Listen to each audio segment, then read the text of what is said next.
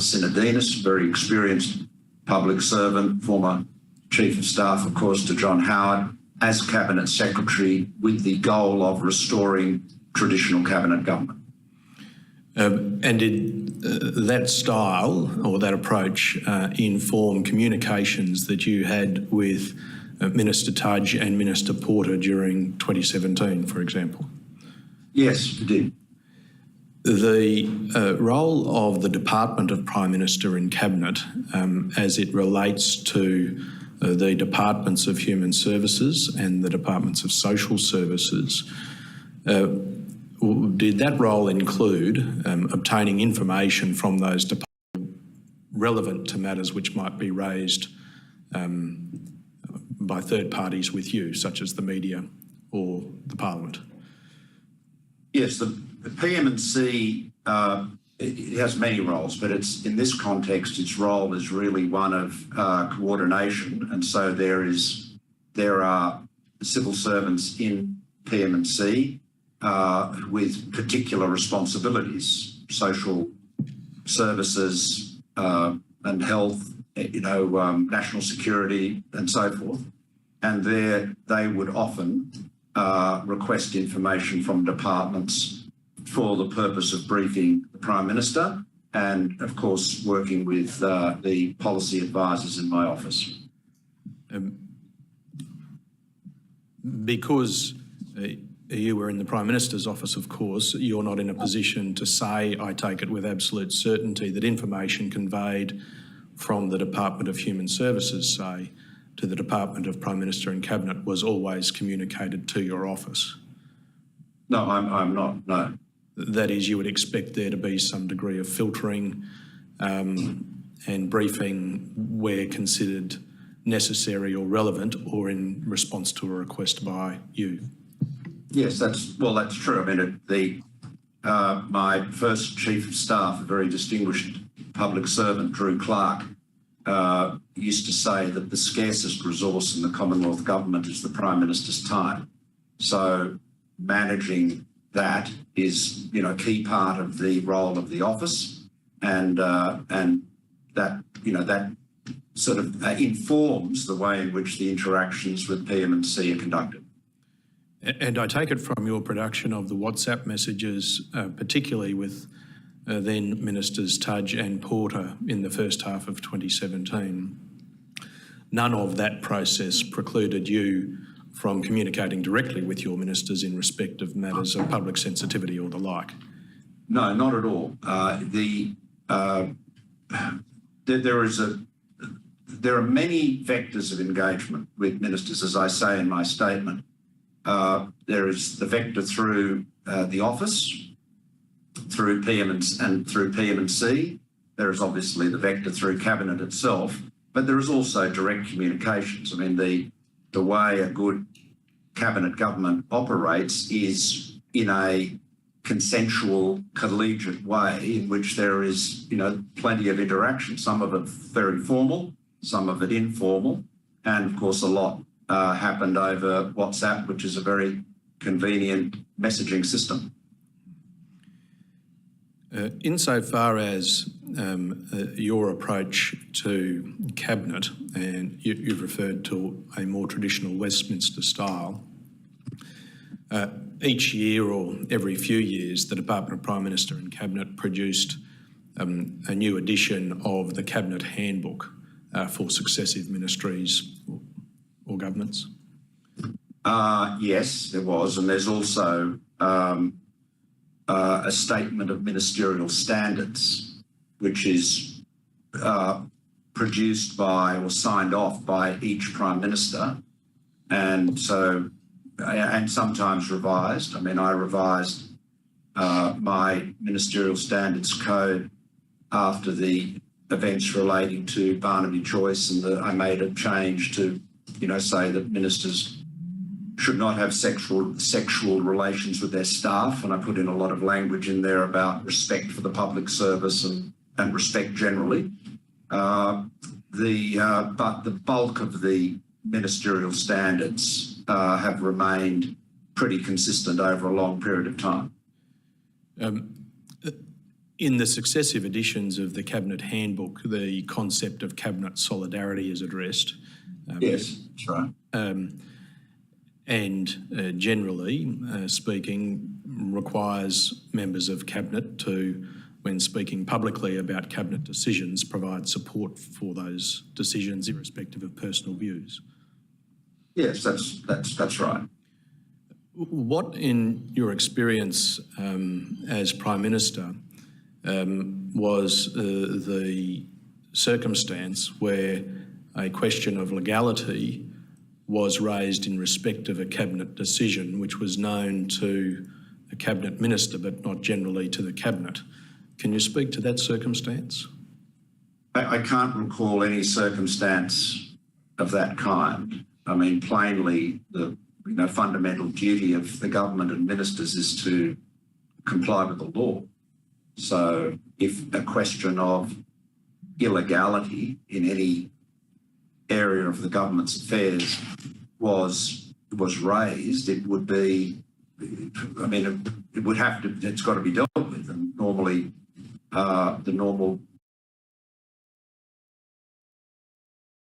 course of action would be to get advice from the AGS and, if necessary, from the Solicitor General, or,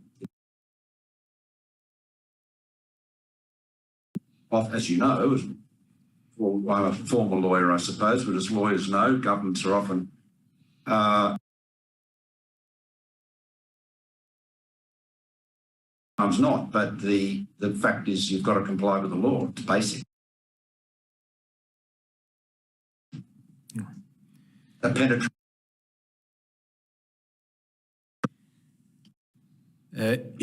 If we turn then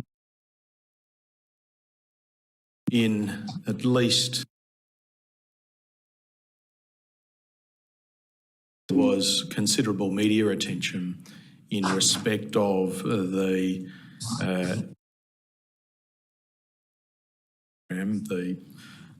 debt collection scheme operated by the Department of Human Services. And at that point in time, the first week of January, Minister Tudge was on leave overseas. That's true. I take it you were not on leave? No, but no, I was always on duty. And that led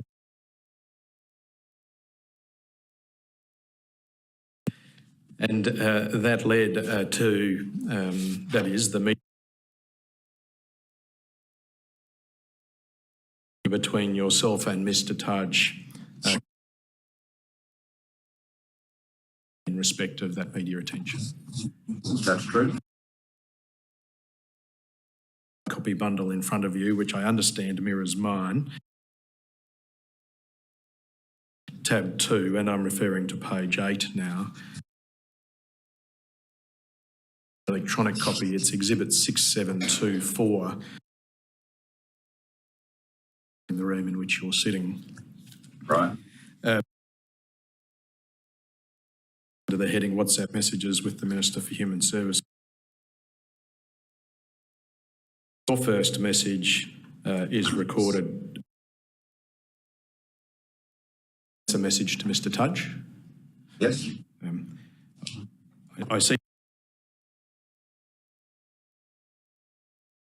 in that message and other messages, is that just an autocorrect? I assume that's yes. I don't think that wasn't put there by me for emphasis. I wouldn't have thought. But no, thank you. I mean, I've just these WhatsApps have just been uploaded from the application. Thank you. So if Alan Tudge thought the capitalised Alan was a subtle way of drawing his attention to the message, that wouldn't have been a bad thing, but I don't think that would have been my intention. Thank you. I think page 6 is on the screen.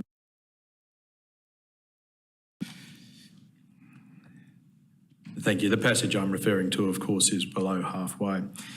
And your first question to him on the 6th of January was when he was back in Australia, and he indicated that the plan was to return on 15 January, but he followed that with a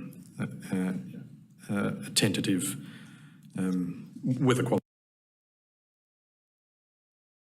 Next morning, you sent him a link to a news article which appeared in the Sydney Morning Herald that day.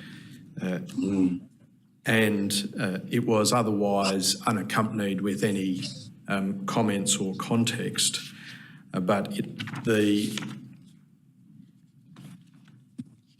article appears behind tab 3 it is Exhibit 4321. An article by Peter Martin, which may have also appeared in the Canberra Times on the same date. Can I take you to tab 4, Mr Turnbull, the second page of the document? There were two features raised by Mr Martin. The first is in the fourth paragraph from the top, commencing what's important, and the second, thank you, and the second is in the paragraph above the italicised portion towards the bottom of the page, commencing many of the automated systems. The first passage raises a question of evidence and its relationship to the law. The second raises a question of what I might describe as accuracy of estimates of debts according to a mathematical division process. Was it in that context that Mr Tudge responded to you in the messages which are set out on the page 8 and over to page 9 of the 7th of January 2017? Well, he was, I mean, I don't have much independent recollection of this exchange, beyond what's in the WhatsApps. So I can't add a gloss to it, but I've seen the article. I've copied it to Alan. Alan Tudge. I've asked him what time zone he was in because I actually didn't want to, disturb his slumbers if he was slumbering somewhere. And he's responded later in the day. And I was just drawing his attention to the article. The information from Mr Tudge in his first response to you, going back to your statement, Exhibit 6724, page 8, identified what he described as a key methodological change we made in the July 2015, which was essentially to place a greater onus on the recipient to explain the discrepancy of data. Beyond what is recorded there about his response to the concerns raised in the article, do you recall him providing information to you in a telephone call or by other messages relating to the questions of accuracy or legality, generally speaking? I don't recall the contents of any telephone calls, but just from looking at the WhatsApp messages, it is very likely, I think, that we were speaking and that there was an exchange that involved both telephone calls and messaging over WhatsApp. Yes. The messages continue with Mr Tudge, but if I move I'll stay with Mr Tudge for a moment. You'll see on page 9 of your statement there is the last message sent by you on the 8th of January 2017, which refers to speaking with him Monday.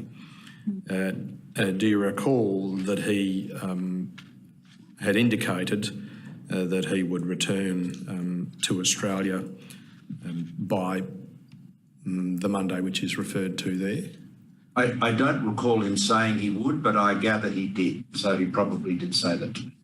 And do you recall, insofar as you did speak with Mr Tudge from that Monday and perhaps in the week following, whether that was in person or via telephone?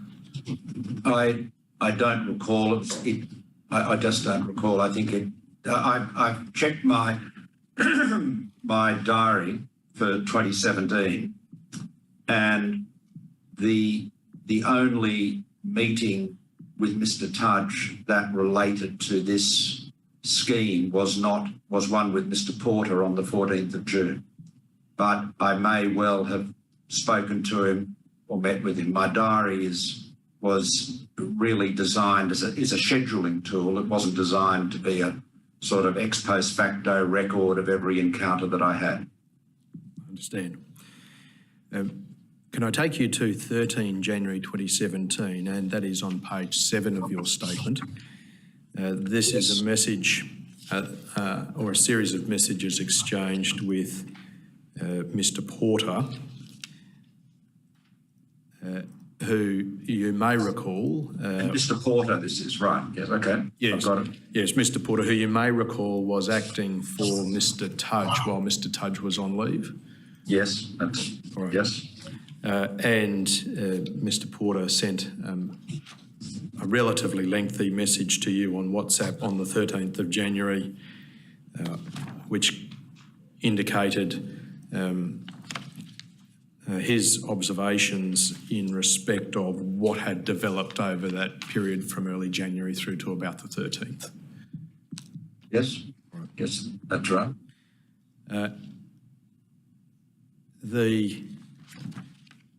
Next in the sequence of events, if I take you back to your messages with Mr. Tudge, is 18 January 2017 on page 10. And the message on 18 January 2017 is from you to Mr. Tudge, commencing, Alan, how's it going? Got a couple of questions today about it, which I hope I answered correctly. Pausing there, and can I take you to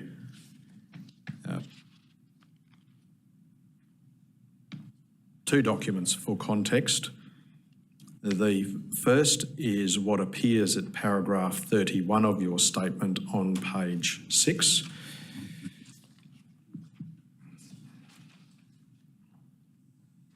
Yeah. And you'll see there you set out notes prepared by the relevant minister's office and forwarded to your office for incorporation into your notes, and the date is 17 February 2017. That is the day before you send the message to Mr. Tudge indicating that you got some questions which you hoped you had answered correctly.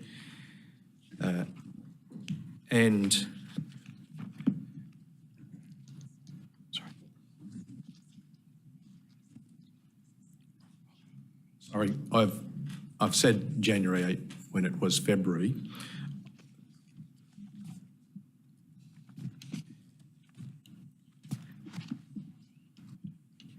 It's tab 13. Yeah, well, the party room meeting notes referred to in paragraph 31 are for 17 February 2017. Yes. And the question about my comments to the media that are the subject of an exchange between me and Mr. Tudge are 18 January 2017, so a month before. Yes. I took you to the wrong tab. I ought to have taken you to tab 13 in the bundle, which is Exhibit 6728. Yes.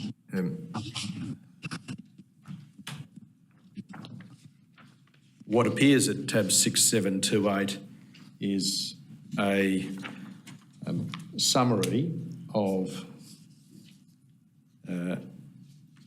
questions you were asked by media on 17 January 2017. Commissioner, I have been provided, or rather I was provided with a complete transcript of the interview rather than just the summary, and I will tender it as Exhibit 6728 capital A, so it can be inserted behind the summary which appears at tab 13. Yes, all right, it's admitted with that number. Yes.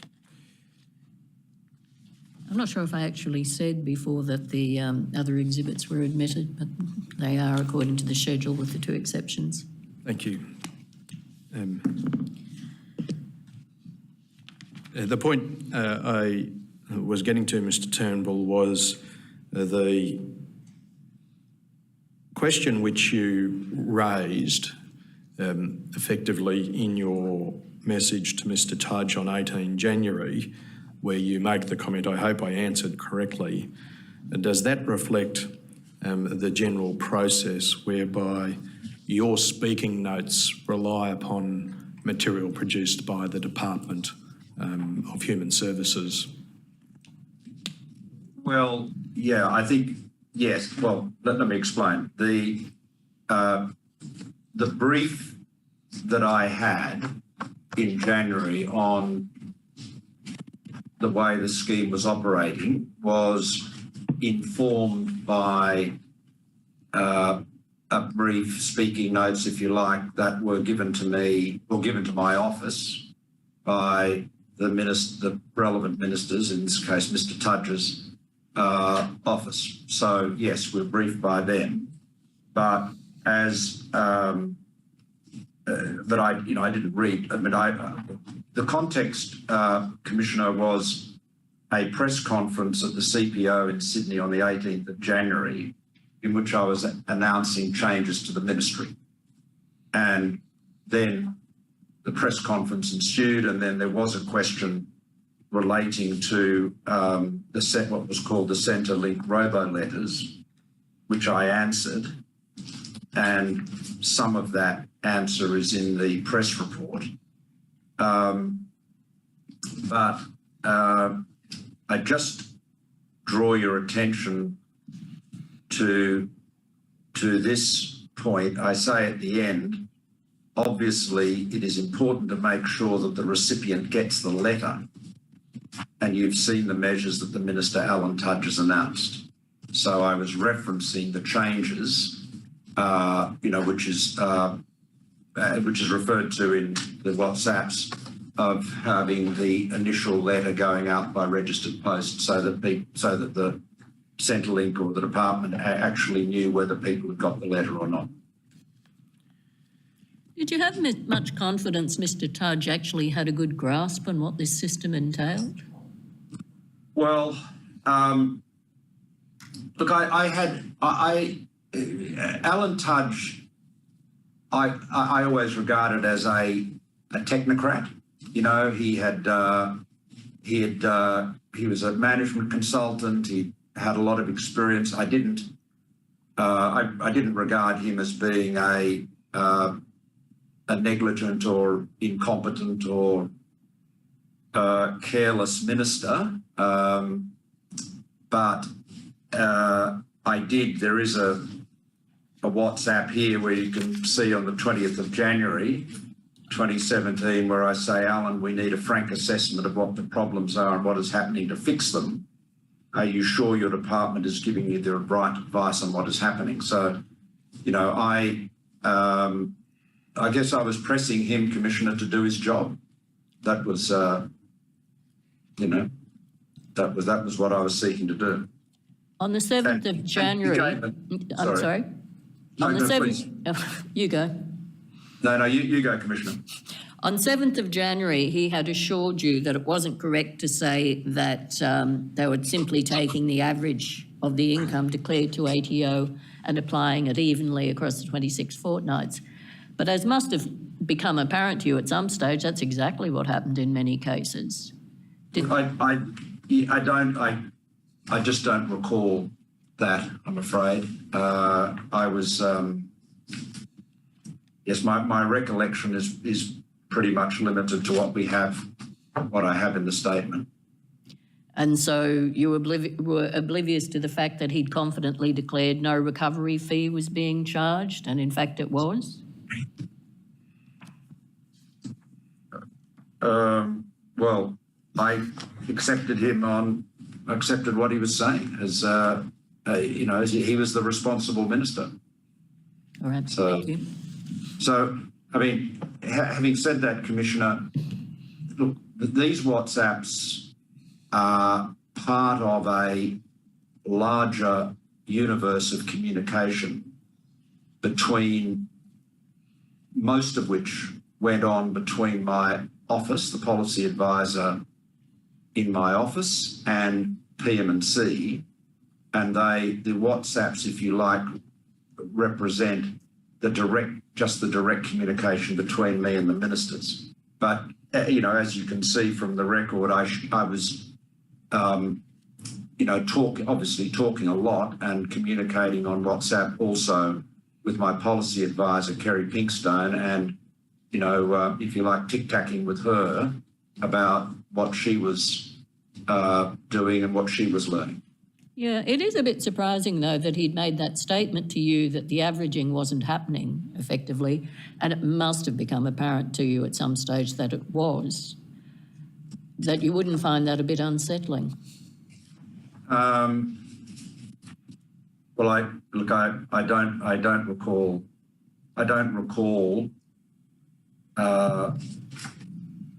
being unsettled by that, but I may have been. I'm sorry, I don't have an independent recollection of this episode beyond the material that I've produced.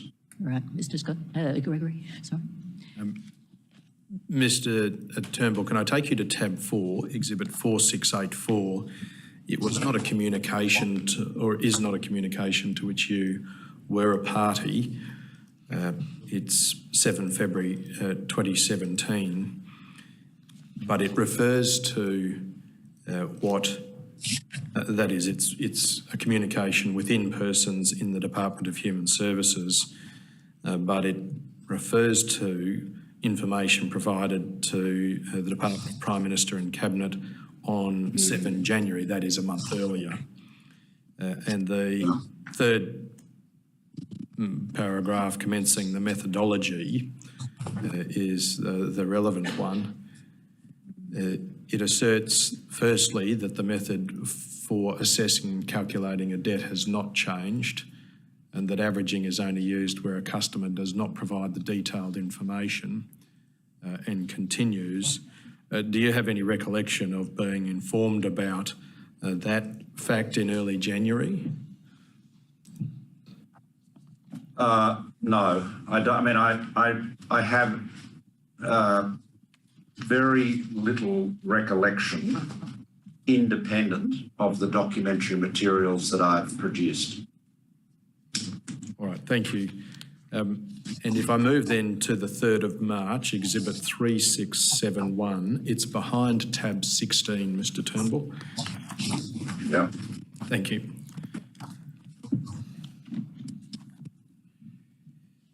This was a letter, or is a letter sent by Mr. Tudge and Mr. Porter to you. It is dated on the third page, 09473, March 2017. It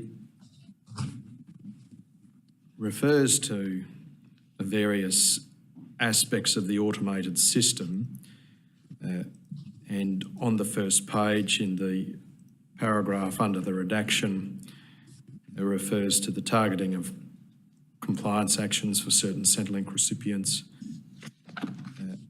the anomalies identified in Australian Taxation Office and Department of Human Services data sets, but doesn't specifically refer to the way in which those anomalies were used to allege debts. Do you recall, beyond what is put in this letter, and I appreciate the answer you just gave, whether in any meetings with Mr. Tudge and Mr. Porter in March or subsequently referred specifically to the question of averaging?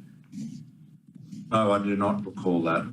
As I've said in my statement, I have no doubt this letter was shown to me and I would have read it when it was shown to me or given to me, but I don't recall it today.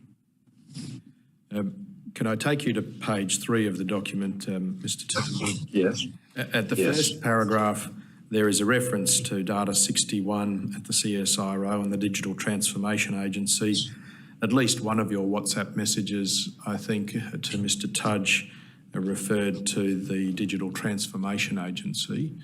Do you recall prompting Mr. Tudge or Mr Tudge and Mr Porter towards having someone outside of the department look at the process or the scheme generally? Yes, I certainly recommended them to talk to the DTA, the Digital Transformation Agency.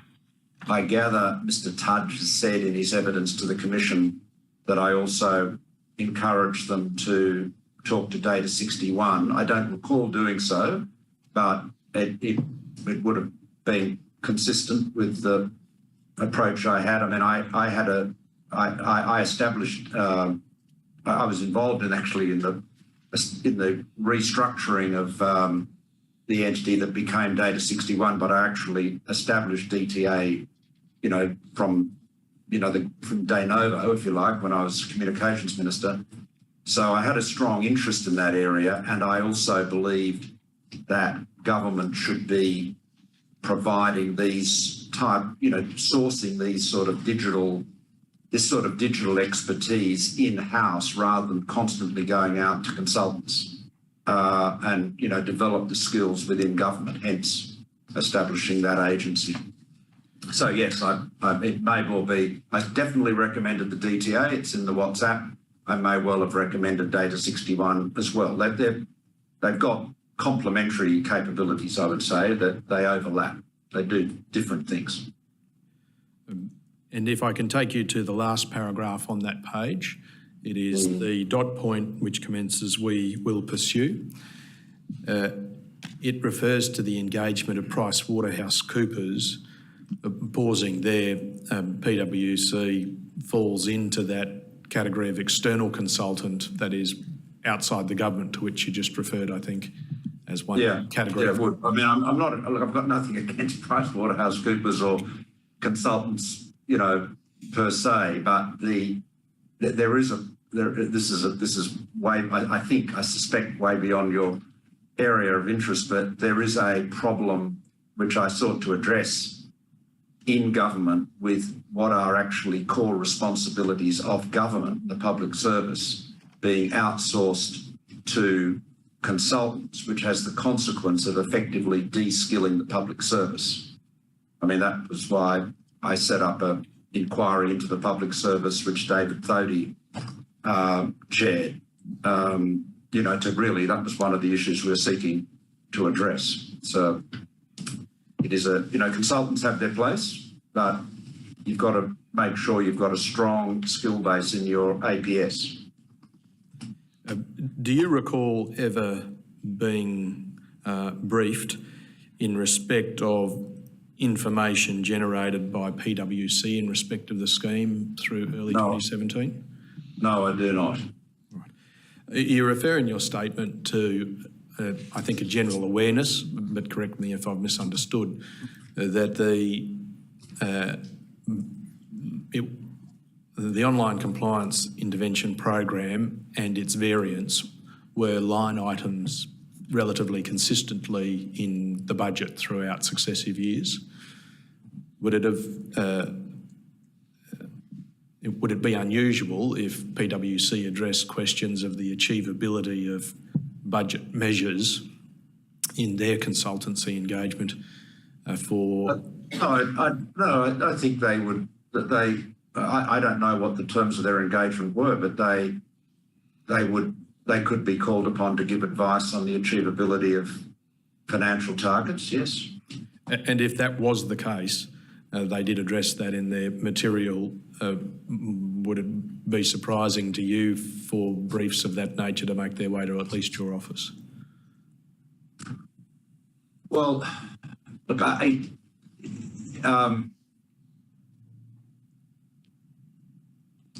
mean, a lot of information comes into the Prime Minister's office. I simply don't know whether a brief from PricewaterhouseCoopers did or not, but it wouldn't surprise me if it didn't. At any given time, government departments are getting, enormous amount of consulting work done and advice given. You can't all be shoveled into the Prime Minister's office. Thank you, Commissioner. No further. I've just got one thing I want to ask you about. The Digital Transformation Office it started out as was in existence at the time this system was set up. And given that it involved an automated program which relied heavily on that automation, would that not have been appropriate for the Digital Transformation Office to be involved in? Yeah, well, yes, Commissioner, it would have been. There was in the public service, and I'm sure you've seen this in your career, there is a lot of turf protection going on. And what I was endeavouring to do, actually modelled on an experience in the UK, frankly, was to establish an agency that would provide top quality digital services advice to make it easy for citizens to engage with government. Now, my goal was it should be as easy to deal with the Commonwealth Government as it is to, buy something on eBay or Amazon. That's got to be the goal. And so we set up the DTO, I think it was called the DTO initially, it became the DTA agency, to provide that advice across government. But departments and agencies were often very, very, resentful of that because they all wanted to do their own thing. They all wanted, and of course the problem was you'd have, a dozen different departments all creating websites and online portals from the ground up, whereas if you have a whole of government approach, you can do a much better job. But human nature being what it is, it was often difficult to achieve that. So the answer is I don't know whether the DTO was involved in the online compliance program. Just don't know. Well, it certainly wasn't, and the program was amateurish, rushed and disastrous. When you became Prime Minister, did you do anything to try and compel departments to engage the DTO or DTA as it became? The DTA was given greater authority once I became Prime Minister, but it was there was often, they had more success with some departments and some agencies with other than they did with others. So we'd have to see what particular engagement they had. They certainly had the ability to do that, but a lot of these problems are essentially cultural, and they're human problems. Okay, I suppose what I was asking you was who called the shots on that? The DTA couldn't walk into a department and ask to be engaged in its program, presumably? No, not really. I mean, it had to be done. It had to be. It needed leadership with good interpersonal skills to build confidence to get involved, and I think they did well in some areas and were not successful in others. And there were leadership issues with the DTA. The first chief executive. Okay, I probably don't need that level of detail. Yeah, thanks, Mr. Turnbull. Okay. Anything arising out of that? Yes, I have one further question. Mr. Turnbull, from the time that there was public criticism in respect of the scheme in January 2017, of course the scheme continued while you were Prime Minister until 24 August 2018. Are you able to say that you were provided with any greater assurance during that period of time to what had been provided to you by Minister Tudge or Minister Porter or their successors through to August 2018? There were a number of changes made that are referred to that happened beginning from January 2017, and that were the consequence of the intervention or the concerns, the questions, raised by me and my office, and they were essentially to slow the program down, obviously, to make sure that people actually got the initial query letters. As you can see from my from the WhatsApps, there is, look, I did not turn my mind to the legality of the program. It never occurred to us that it was unauthorised, and in fact, I know in this bundle you have a redacted version of Scott Morrison's cab sub, presumably from 2014 or thereabouts, in which it is expressly stated that AGS is advised on the legality of the scheme and no legislation is required. So Cabinet was told that it was lawful in the sense it was consistent with the legislation. But you can see from the message of mine to Mr. Tudge on the 7th of January 2017 at 2018-25, I'm saying there must be a way of dealing with those cases where it is hard or unreasonably hard to find the facts, and I go on and talk about making sure that the program operates in a fair way. So my concern was essentially accuracy and fairness. That was what we were trying. That was a concern from me and my office. We didn't turn our mind to legality or lawfulness because we'd assumed that was as it had been represented. Can I just take you then to the redacted Cabinet submission, Mr. Sure. Turnbull, Exhibit 2022. It's behind tab 22. Yes, I have it. Thank you. The due diligence checklist appears on the very last page. There is a question in the Commission about how parts 2.0, 2.1 and 2.2 would be understood by ministers of Cabinet. Your answer suggested that you understood what is conveyed there to be a statement, but that the AGS has advised on the question of legality. Is that how you... Yes, absolutely. Well, you couldn't read it any other way. Because the way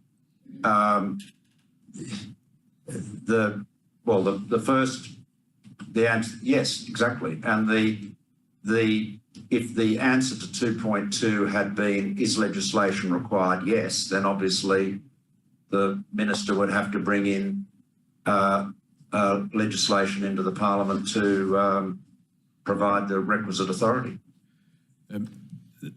As with all budget measures, there is a question about the executive's authority for the expenditure component of a budget measure.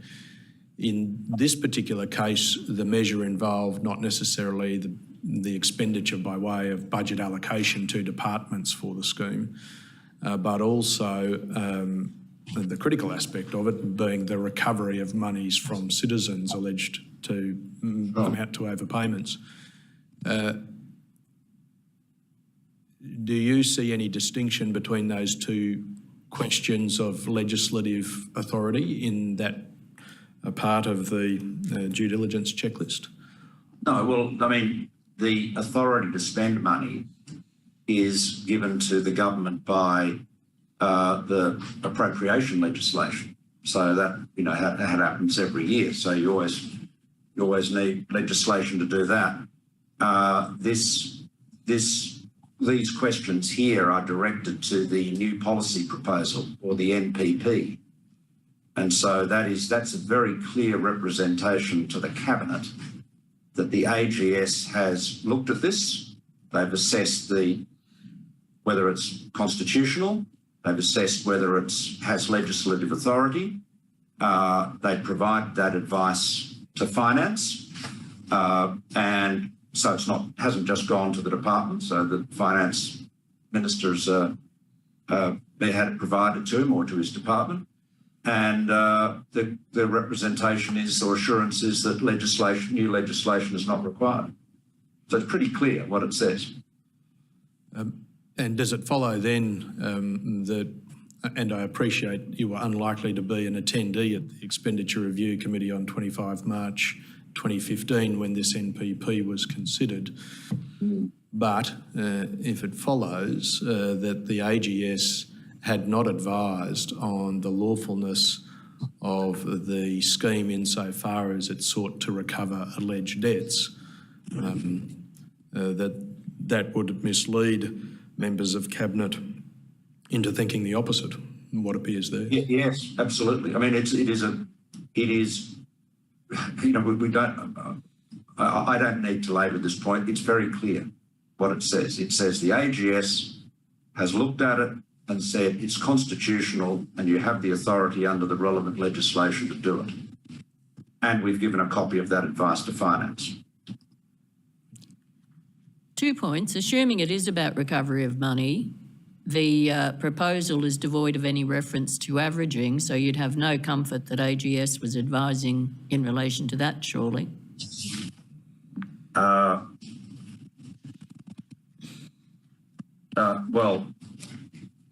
I don't know. I mean, there's a lot of this has been redacted, and I wasn't. Nothing about the Robodebt scheme has been redacted, I can assure you. Well, and if averaging is the key issue, then it may be, Commissioner, that the AGS had not advised on that. And secondly, so I don't know. I mean, you presumably have access to whatever advice AGS gave the relevant department at the time. and secondly, in relation to this confidence about the advice, I think it was on the 1st of January 2017, a proposal to expand the tax garnishee measure was supposed to take effect, having been through precisely this process, but couldn't when somebody appreciated that it was contrary to the Social Security Act in respect of people with whom there was a payment arrangement. So there was an example right there where legality couldn't be assumed. You weren't aware of that? No, I don't. I'm certainly not aware of that now. I don't recall it. Okay. Thank you, Commissioner. Nothing further. Ms. Hogan-Doran. Thank you, Commissioner. No questions for Mr Turnbull. Thank you. Mr Horton? No questions for my witness, Your Honour. Right. Mr Gregory, do you want Mr Turnbull excused? Yes, if Mr Turnbull can be excused, thank you. Thanks, Mr Turnbull. You're excused. Thank you, Commissioner. Commissioner, can I correct what might be a misunderstanding in respect of the constitutional risk advices on the tender list? Exhibit 2192 capital A, I think, is a new version of a partly redacted document which is already in evidence, and I assumed it was the document tendered, I think, in hearing block 2. So I don't tender 2192A either. So those three which appear in sequence are the exceptions to the tender bundle. All right, I'll remove that from the list. 2192A comes off the list of tendered exhibits. Commissioner, I'm grateful for my friend's clarification. The next witness is Ms Sara Samios, and I appear with Ms Marsh.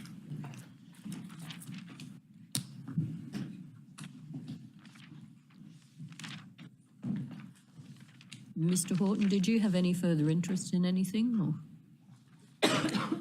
I may have an interest, and I only put it that highly in respect of two witnesses later in the day. Might I remain for those, and might I excuse you come myself? And go as you please. I'm grateful, thank you. Ms Samios, will you take an oath or an affirmation? Affirmation. All right, thank you. Your response is, I do. Do you solemnly declare and affirm that the evidence you will give will be the truth, the whole truth, and nothing but the truth? I do. Okay, take a seat, thanks.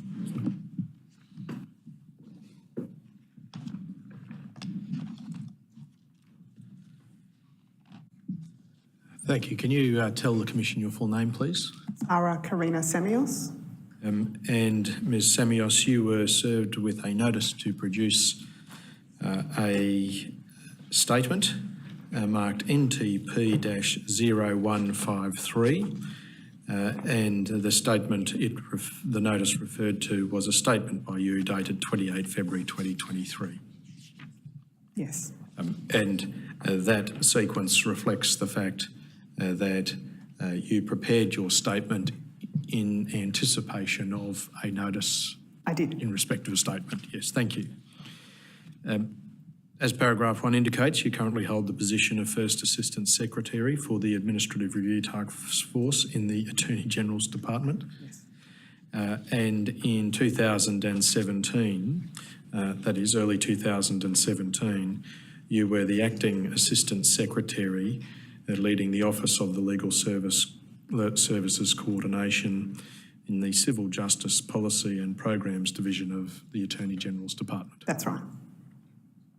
And in that capacity, you had reason to come into contact with the Department of Human Services in respect of a debt recovery scheme carried out by that department, which received adverse media attention. That's right.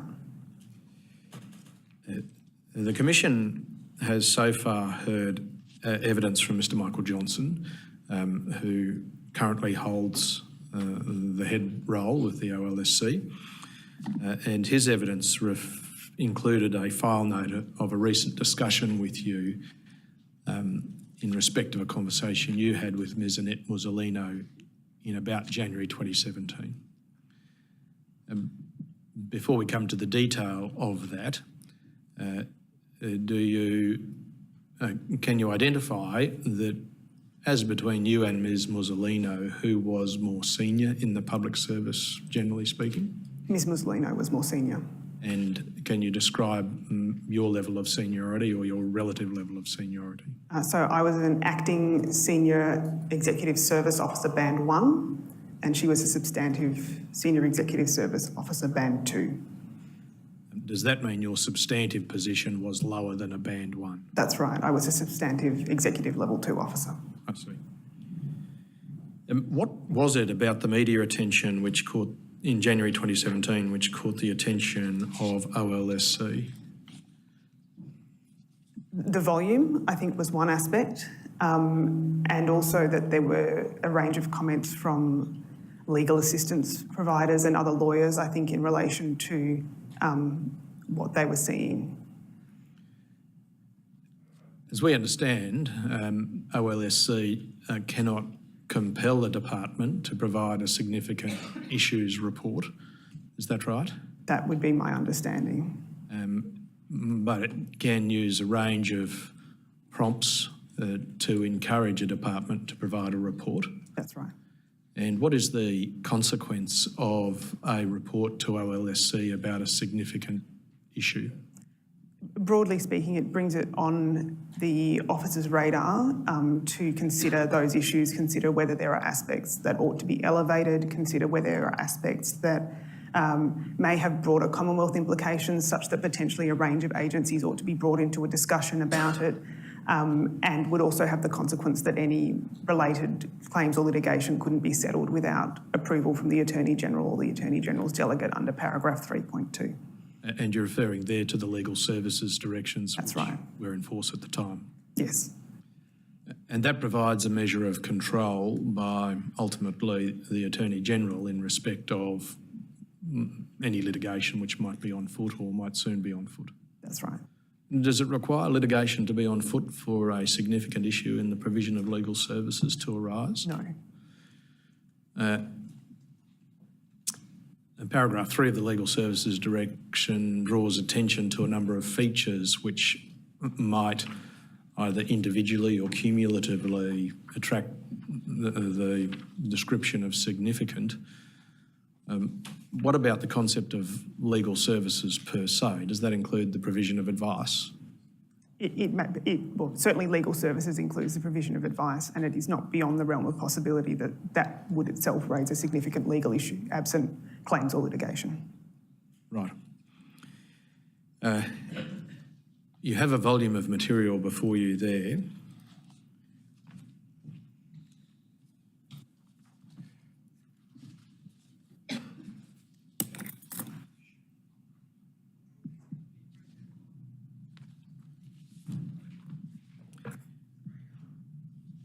Can I take you to tab 5, Exhibit 6734. It is an email trail involving yourself, Ms Fontatoff, and others on 5 January 2017.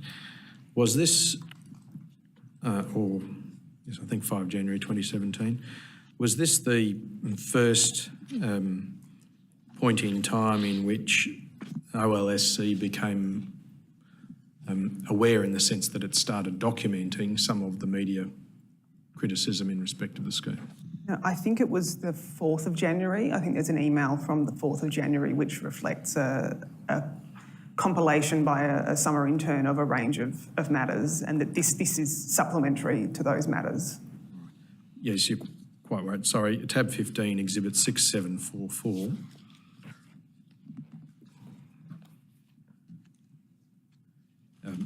A lengthy email trail commencing with an email from Ms Melrose, 4 January 2017, 1:35 p.m.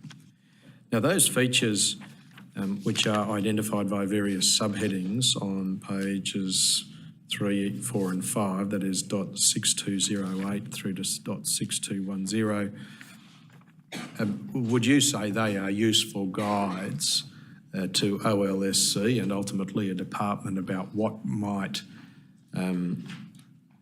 be or become significant matters in respect of legal services with which the department was then engaged?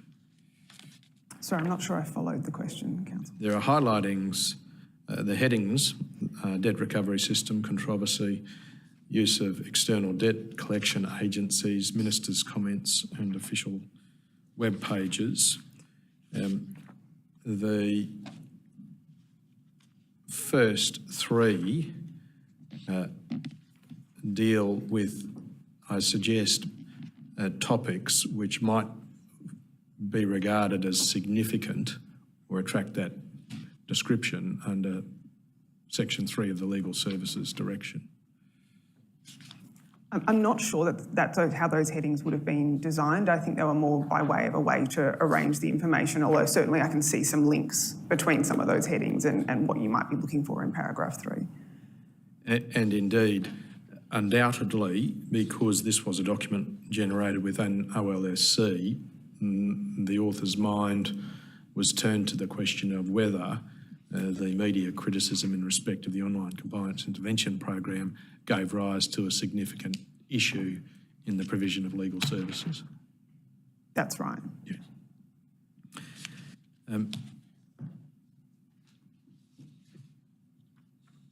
Ultimately, the email is sent to you on the same day, and that started a process whereby the office considered in anticipation what steps it might take to get more information from the department. That's right. With a view to arriving at a conclusion about whether or not the department should report OCI as a matter which gave rise to significant issues. Yes. Things progressed then for a period of days or perhaps a couple of weeks. And would you agree that it reached the point whereby it was considered appropriate either by you or other people within your office whom you oversaw that the department be invited to submit a draft report so that that information process could begin? Yes. And is it the case that that request for a draft report was not sent? And it wasn't sent by email, no. Was it communicated in any other way? It was communicated by me verbally to Ms Mussolino. Right. Now, your statement refers to, I think, interactions with Ms Mussolino prior to January 2017 in respect of another significant issue. How long had you known Ms Mussolino? I'm unsure. I know that there was a matter in those 2 months directly prior to January, so the November-December period, there was a matter that we did work on together, but I believe I also would have dealt with her in relation to my previous role as the head of the Secretary's Review of Commonwealth Legal Services. So but I spoke to a lot of people in that role. It wouldn't have been a particularly close working relationship, more in the way of consultation, as I had with all General Counsel at the time. You referred to, I think, the Secretary's review of Commonwealth Legal Services. Which Secretary are you referring to there? That's the Attorney General's Secretary of the time, Chris Moratis. Is that in language that at least I'm familiar with, the Secretary of the Attorney General's Department? And that review involved a number of matters related to the way in which the Commonwealth departments individually provided legal services? Yes. And in that context, you came into contact with Ms Mussolino? I don't have a direct recollection of it, but I think it is likely because I spoke to basically every General Counsel in the departments. I see. And when was that review undertaken? It commenced in July 2015 and was substantively finalised at the end of 2016, although I don't think it was published for some time after that. Okay.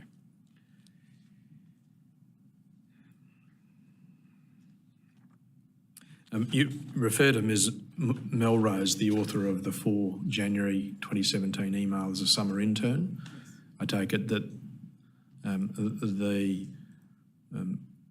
one of the roles of OLSC was to keep an eye on what might be happening independently of what departments reported Yes. to OLSC, so that it could preempt or anticipate matters which might develop into the category covered by Section 3 of the Legal Services Directions. It was a broad monitoring, broad and loose monitoring function, so it wasn't something we could spend a lot of time on. We didn't have time to spend a lot of time on it, but certainly if matters popped up in our media reporting or in the main headlines, we would pick them up. Right.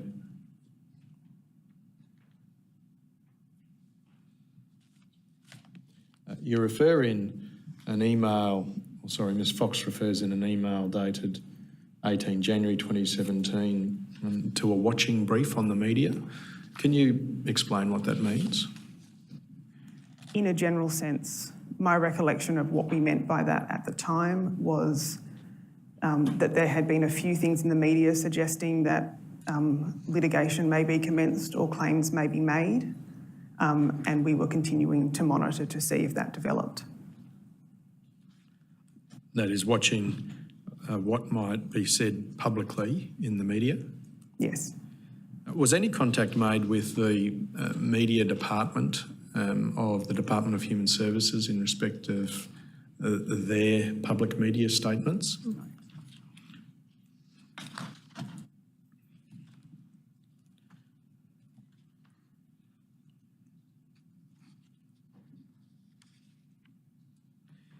And I might take you to that document. It is tab 13, exhibit 6742.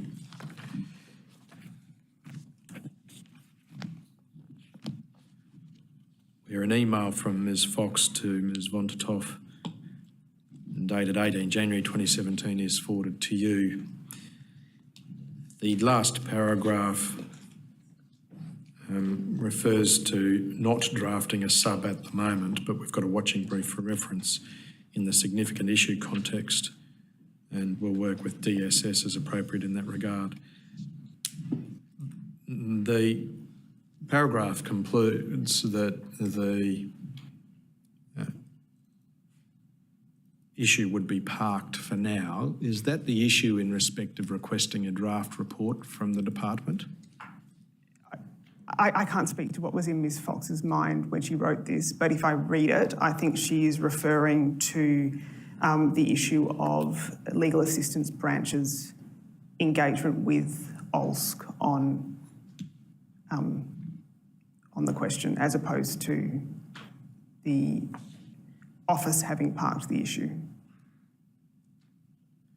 And the reference in the second paragraph commencing, Brad noted there seemed to be a few options. And now Mr Smith was at the legal assistance branch. Yes. How do we understand what is referred to there by the role that the legal assistance branch might take in respect of what OLSC was doing in monitoring DHS? I'm sorry, I'm not sure I followed your question. The email communicates that Mr Smith contacted OLSC Yes. in respect of earlier issues which have been raised in relation to the OLSC's awareness of potential issues with DHS. What role does the Legal Assistance Branch have in respect of what OLSC was doing?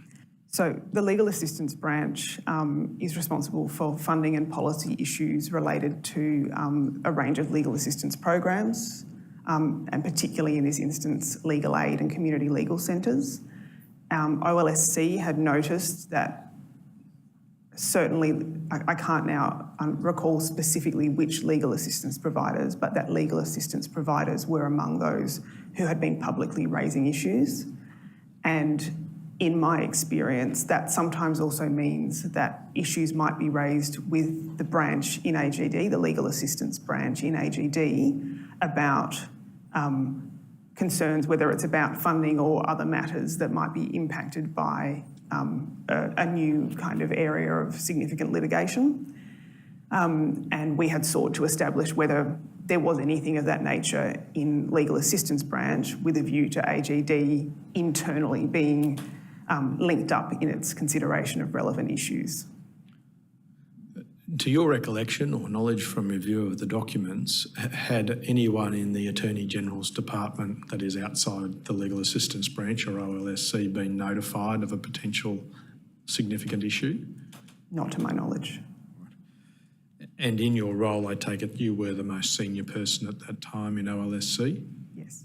And if there had been a notification to the Attorney General's office, for example, even informally, you would be aware of it? To the best of that would be most likely, yes. We move then to 19 January 2017. Can I take you to tab 4, Ms Samios, Exhibit 6733?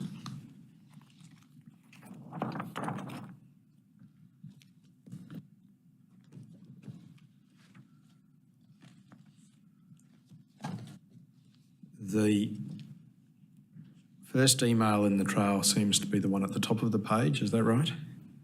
It does, although I'm not sure that, I think there's something going wrong with the dates on that, but yes, beyond that, yes. Well, if the dates are incorrect, then maybe it is the second email in the page, which is the first. I don't think so. I think for some reason this document looks like it was sent on Thursday, even though it's replying to emails that were sent on Friday. I don't know why that's the case. Okay. But at least in terms of content, is the first email one from Tamsin Harvey to you? Hi, Sarah, I see GetUp is looking at legal options on the middle one? That's the earlier email, yes. Yes, all right. And she asks, have we heard anything further from DHS? You see that? Yes. Now, at that point in time, was there had been communications with people within OLSC and DHS, I think as early as 6 or 7 January 2017? 6 January, yes. 6 January. And the indication from persons within DHS was that there was no significant issue in the provision of legal services. Yes. And the concern of OLSC was that that may be too narrow a view of the definition of a significant issue within Section 3 of the Legal Services Direction. Yes. And was that because the effect of what was communicated from those at DHS was that there's no litigation on foot per se? I didn't have those conversations. From the email, I'm not sure it's as clear as that, but certainly it was clear that they said that they considered there were no significant legal issues as against, I think, operational type issues. All right. I'll take you then to tab 26. Exhibit 5314.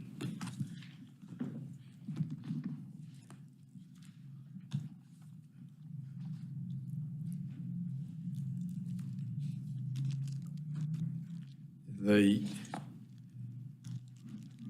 email trail starts on, it seems, 5 January and continues all the way through and gets to you on 6 January 2017 and then continues over to page 1 that you say, I think in an email to Ms Vondertoff, I'm a bit concerned by DHS analysis of whether there is a significant legal issue here. What were you referring to, if not to the fact that there was no litigation apparently on foot at the time? So I think further down in the email, I had said that DHS was focusing on whether any specific legal issues that have crystallised in this space are significant from a technical perspective. And that view that you had at that point was what ultimately led to the draft of the request for a draft report? That's my best understanding from reviewing the materials. And if we go back to tab 4, Exhibit 6733, the draft request for the draft report appears to be what you refer to in your email in response to the email from Ms Harvey. Is that right? That's right. Okay.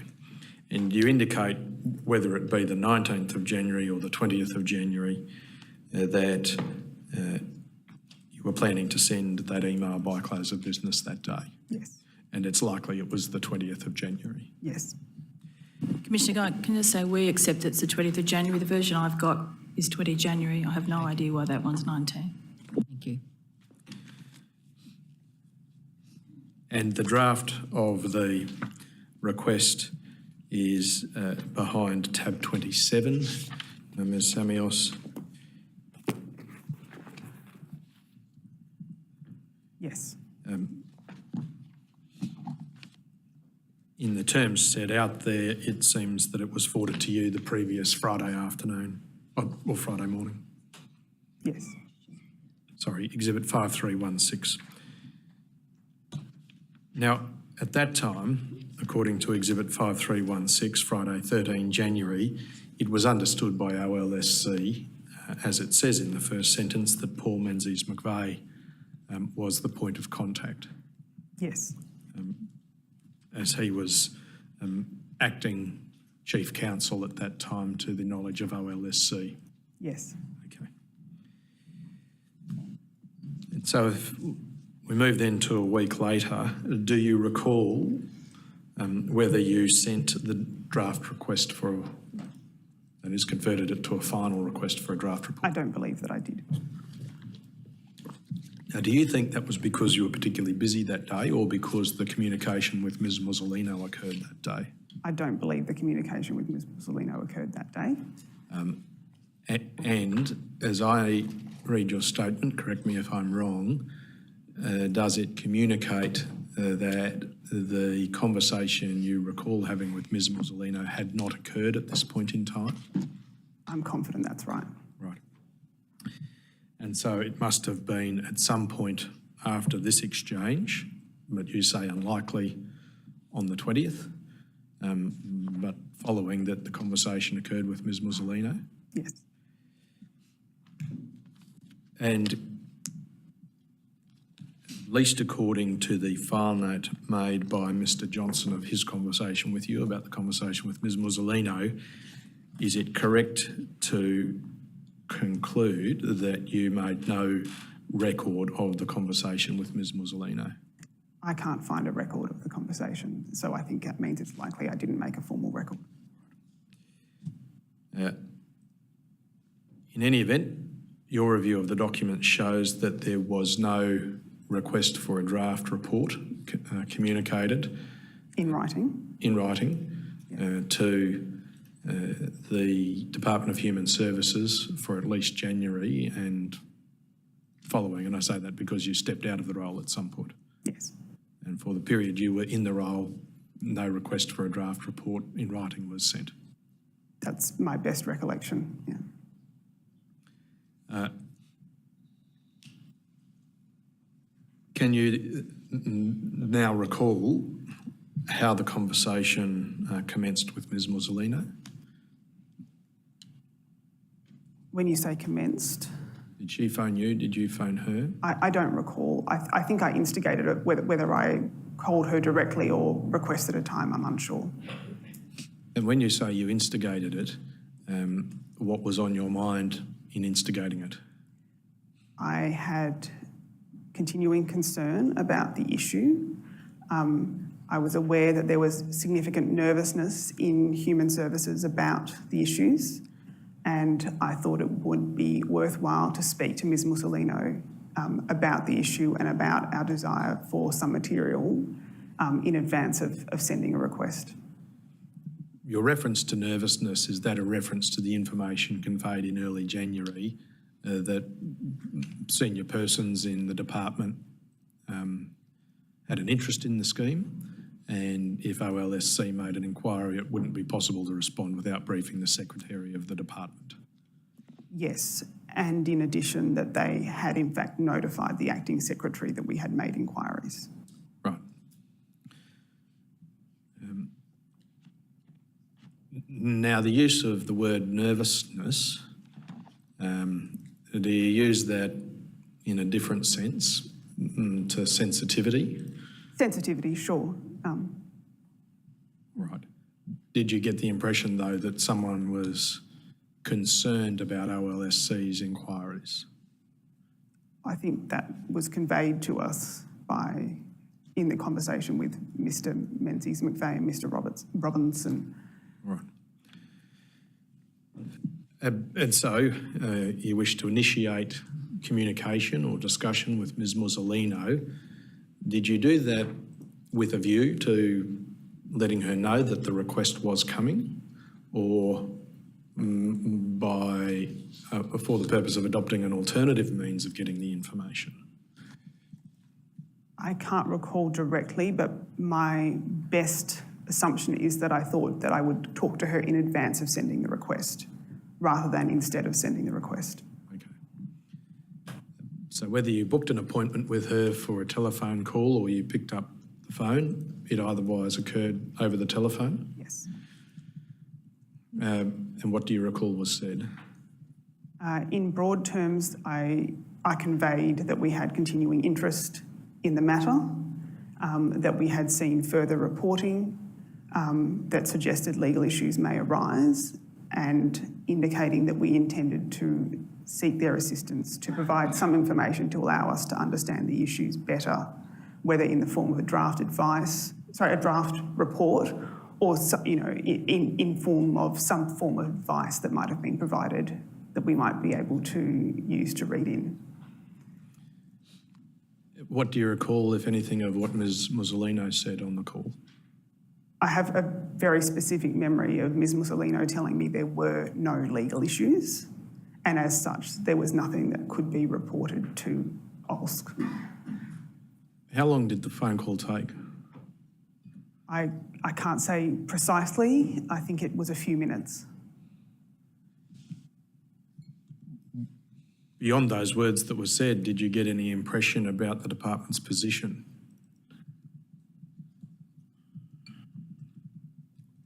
So I certainly pressed on the question of whether any advice existed or when any report ought to be sent, because I was surprised by the answer. My recollection was that it was conveyed that the Secretary would want to be advised if we were seeking more material or any material from Ms Musolino said Ms Musolino's Secretary. But I just qualify that statement that because of what had come before, in terms of the existing reference to the Secretary, I can't exclude the possibility that I've somewhat conflated those aspects of the conversation. Why is that significant or relevant to the question of whether a department reports something or provides information to OLSC? That is, what does it matter whether it has to be, the Secretary has to be told that this information is being sent to OLSC? In a sense, it doesn't matter. Right.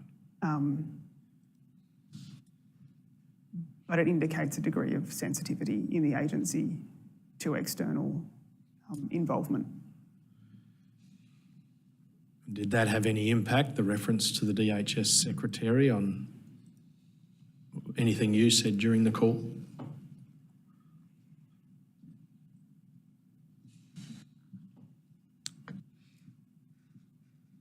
As I said, because I'm not 100% confident whether that was in advance or subsequently, I can't be sure. Certainly, it would have increased the risks associated with pushing for a report in circumstances where we had been told that there were no legal issues.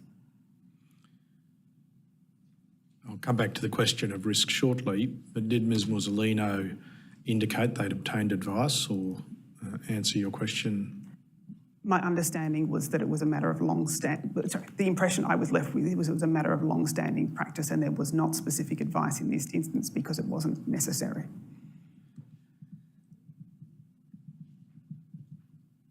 What risks might there be where OLSC is asking for information and the Secretary of the Department has to be briefed if that's to occur, or at least that's communicated?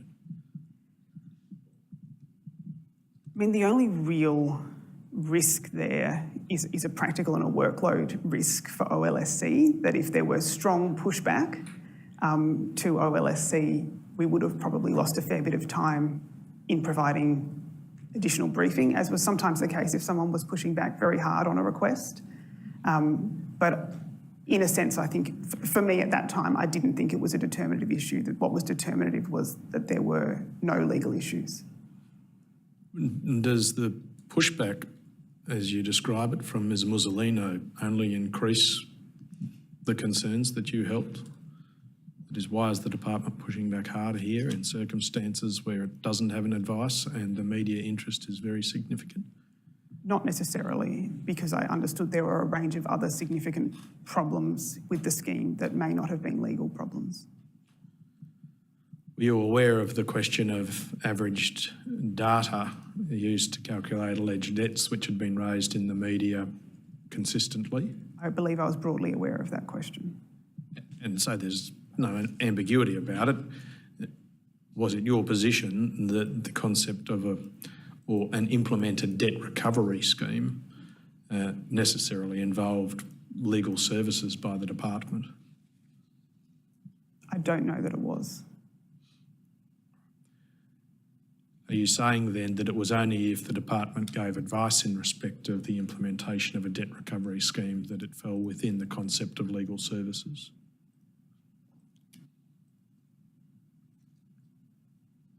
In a sense, almost everything that every government agency does, in some sense, is enabled by some form of legislation. So we need to step back a little from that when we think about where OLSC's responsibilities kick in. Were you surprised when when Ms Musolino said there was no legal issue here? I was very surprised. Did you express your surprise to her? I believe I asked questions to test that based on what we had seen publicly. And were those questions also based on your perception that the concept of legal issue or significant issue was misunderstood by those within the department who had been in contact with the OLSC? I don't recall if exactly in those terms, but that was certainly the nature of the sorts of questions that I put to her. Is what you're conveying that the answers given by Ms Musolino to your questions in this short phone call were sufficient to cause you to not send the request for a draft report? They made it clear to me that sending a request for a draft report would not lead to provision of specific material but rather an advice in the form that there were no legal issues. That is, it was a futile exercise. I think, yeah, at that time it would not have elicited any further material of use to us.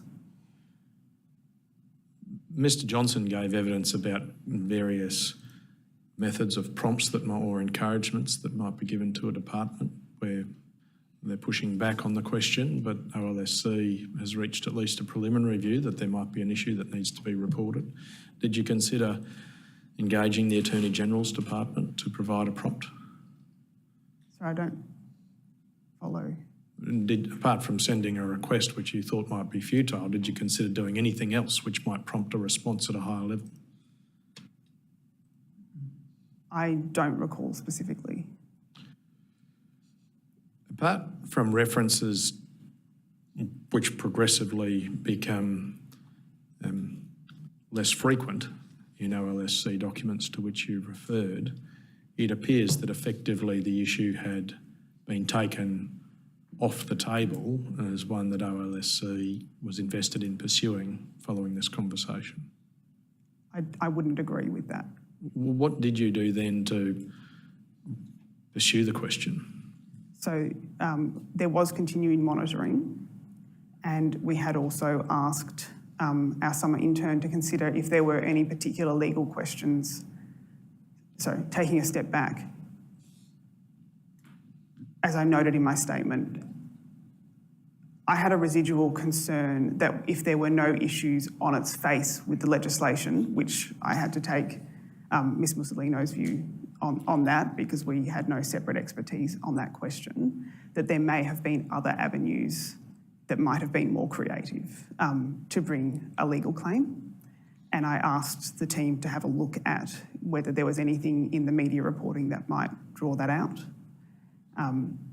And there's also some further reference to media reporting in that early February period. What potential legal issues were identified, if any, following your request? I'm not aware of what arose beyond that point.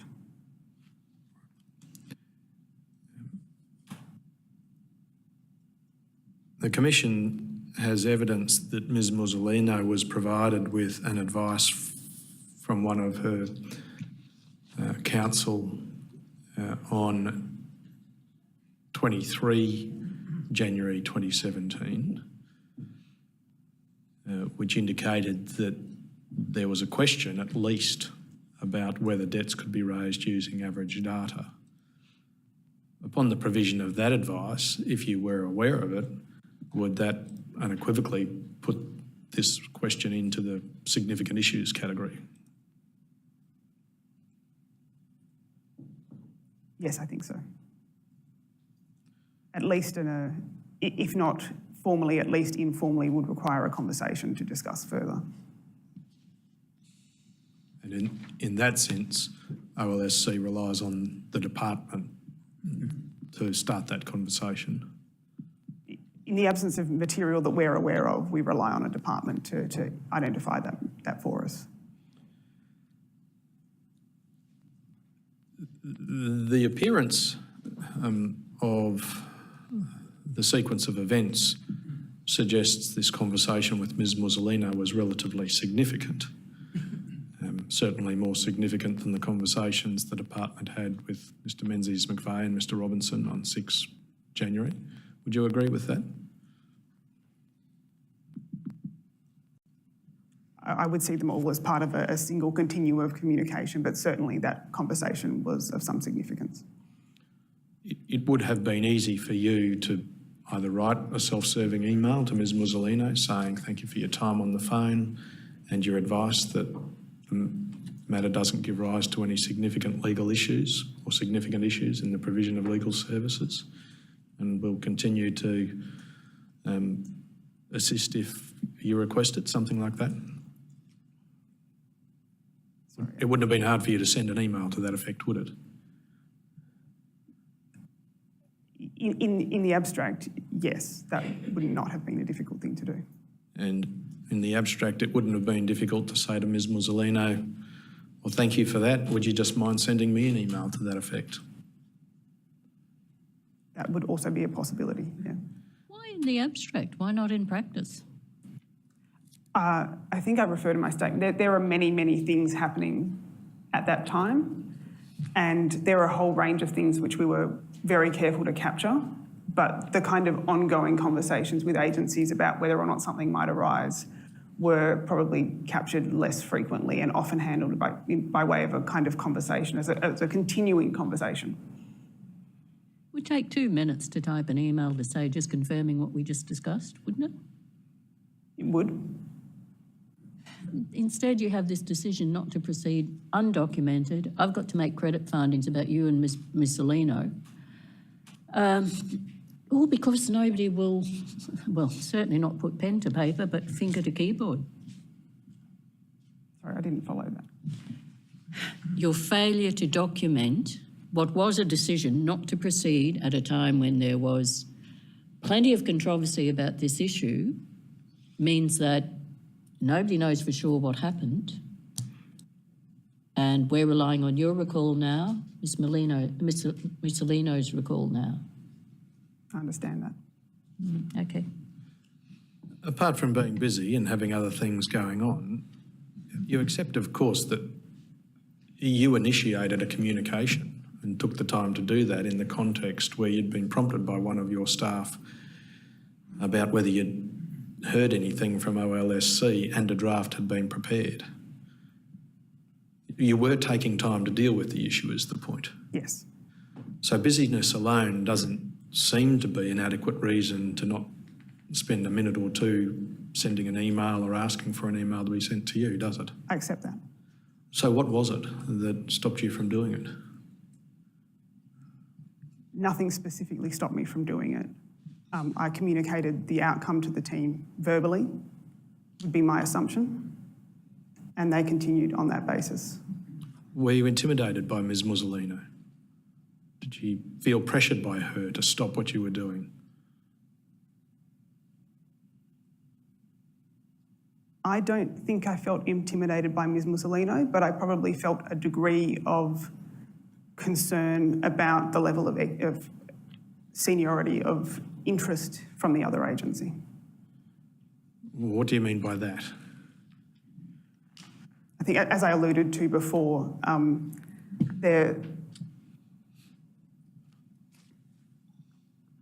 the work that we were doing in OLSC was involving a lot of different agencies, and the things that were most time-consuming and most difficult to manage were where agencies were taking issue with OLSC's role as a whole.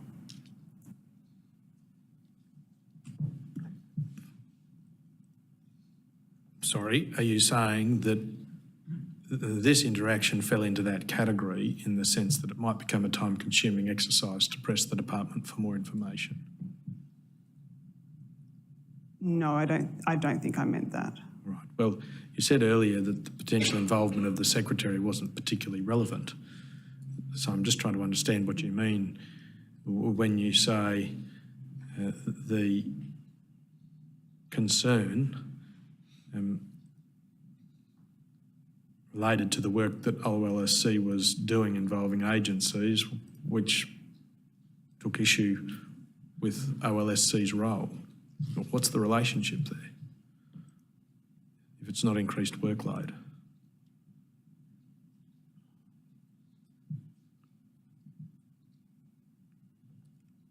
So I'm having trouble following.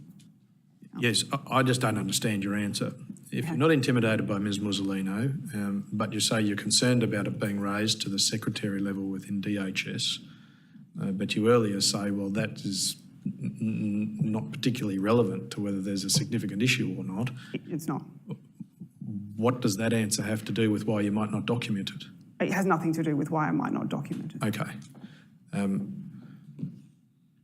So can you provide any reason then why you didn't take the 2 minutes to document it? I have no specific reason.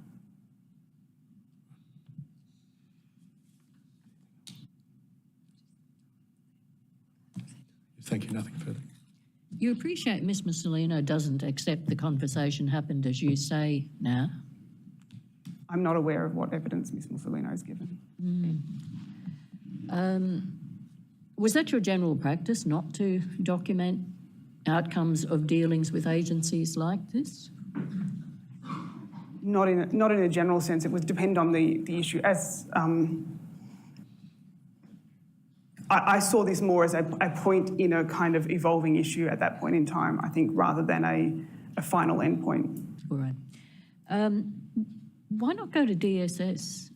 They're supposed to be in charge of the legislation. Why not ask them what's going on? I appreciate that now. I wasn't particularly familiar with the relationship between those agencies and responsibility between them. And it was not uncommon that we would take an issue to one agency only to be told that it was in fact a different agency, whether a portfolio agency or the like. But that would have to be drawn to our attention, and I'm confident it was not in this instance. All right. There is a reference to DSS in the email from Ms Fox to Ms Fontatoff on the 18th of January 2017. I saw that. Yes. I think that that's a misunderstanding. Ms Fox was less involved, is my recollection, so I think that was a misunderstanding on her part. But you were aware that Minister Porter was making public statements in early January 2017 as the Minister for DSS? Yes. Okay. For completeness, were you intimidated by the seniority of Ms Campbell? No. Okay.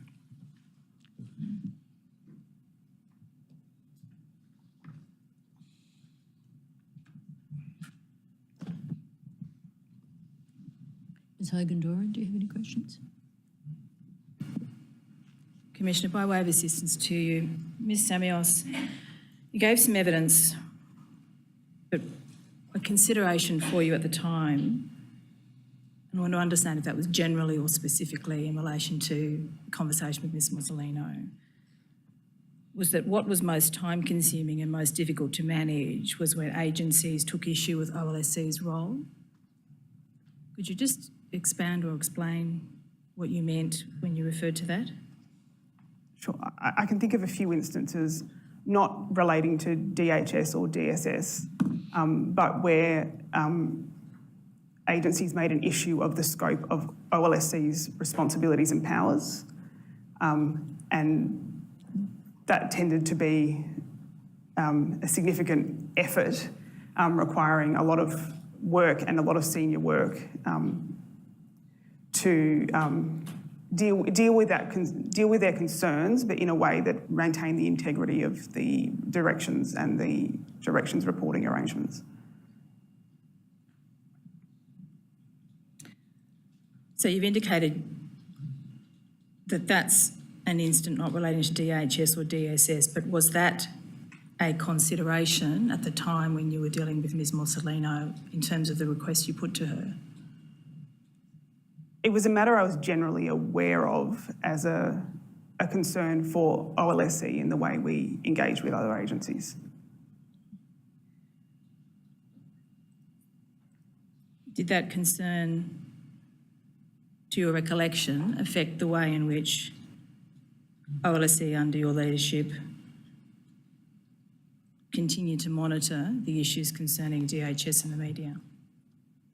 Sorry, can you repeat that? Did that concern, do you recall whether that concern affected in any way the way in which OLSC continued to monitor the issues concerning DHS following your conversation with Ms Mussolino? Not in relation to that matter specifically, although I did allude to in my statement to an incident in mid-February, which was a general issue in relation to around trust between OLSC and a range of other agencies that was a real damper on our ability to seek forward-leaning reporting from agencies for a period of time. Thank you, Commissioner. What's forward-leaning reporting? Sorry, I appreciate that's probably some public service speak.